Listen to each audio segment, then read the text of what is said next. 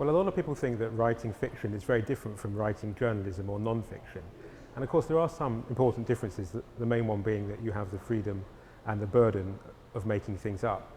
But actually I think there are a lot of quite important similarities. I think that in any piece of writing, whether it's a piece of journalism or a novel, the structure is probably the most important thing. And some of the same challenges crop up. For example, beginnings are always difficult, endings are difficult. A subplot in a novel is hard to calibrate, just as a digression in an article can be tricky. And in both cases, the most important thing in any writing process, I think, is the morale of the author and sustaining it, which obviously can be hard over a very long project like a novel. The book took about 2.5 years to write, although I had a full-time job for all of that time, so I don't know how long it would have taken had I not had one. Maybe longer, who knows.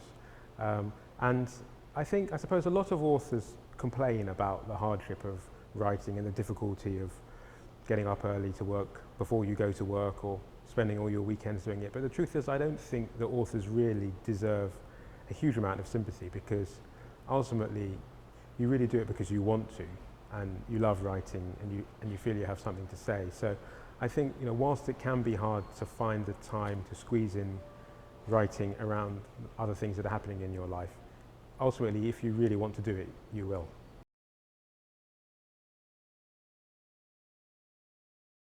My novel really began with the concept of the snowdrop, which is Russian slang for a corpse that lies buried in the snow and emerges in the thaw. And I thought that was an interesting image and a symbol in a way, both for the harshness of life in Russia, but also for other things, other psychological things that are really what my book is ultimately about. And I had the voice of the narrator in my head, who's this 30-something, slightly depraved English lawyer. And from that, I then sort of constructed a plot and sat down with a piece of paper and worked out how the story was going to evolve, how the main plot would intercept with the subplots at different points during the narrative. So I guess for me, the ingredients were sort of the theme, the setting, the voice of the narrator, and then constructing the plot sort of came after that.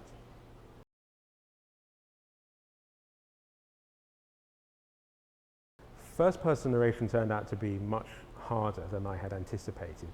On the one hand, you have an obvious benefit in that you are able only to recount events that your narrator has seen or experienced, and therefore you're spared the burden of omniscience. But at the same time, it brings lots of other difficulties which perhaps I underestimated when I started the process. For example, it's important to convey things to your reader that the narrator can't see, and doing that successfully can be quite difficult.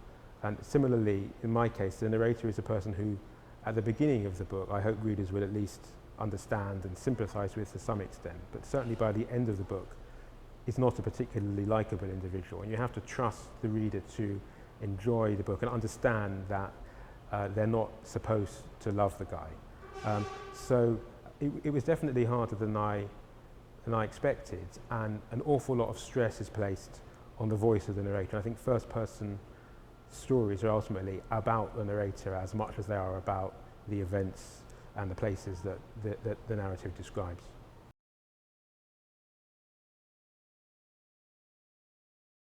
I started writing Snowdrops soon before I left Moscow and completed it in the months after I came back to London. And actually, I don't think I will be able to write it now, or to write as passionately about Moscow, not because I'm not interested in Russia and don't still love it, but just because the experiences feel much less immediate to me now than they did when I was writing it. And so I guess for people who are writing about place and the specificity of places, it's important to do it, I guess, in my experience, quickly. Do it whilst it's still fresh, if not in your memory, then sort of in your blood.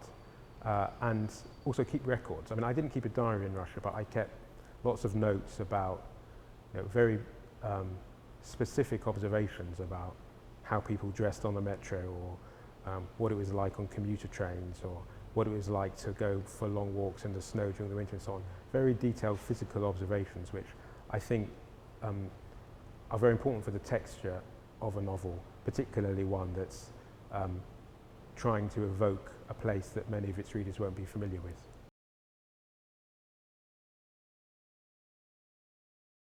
I suppose I'd have two kind of contradictory bits of advice for aspiring writers, and also with the proviso that I'm only really a novice fiction writer myself. One of them is, don't do it on the basis it's going to make you rich and famous, because if those are your aspirations or your standards of success, you're very likely to find yourself frustrated, because it probably won't. And even most books that are published only ever achieve modest success. But at the same time, keep going. If you've got a project that you believe in and you believe in your writing, then the only way to find out whether your hunch is correct is by doing it. The one thing you can be absolutely certain of is that you will not wake up in the morning and find your novel next to you on the pillow, having magically materialized overnight. So you have to sort of find the time and the emotional resources to keep going with your project. And I do think that agents, in my limited experience, agents and publishers are receptive to new things and receptive to talent. That's the business that they're in.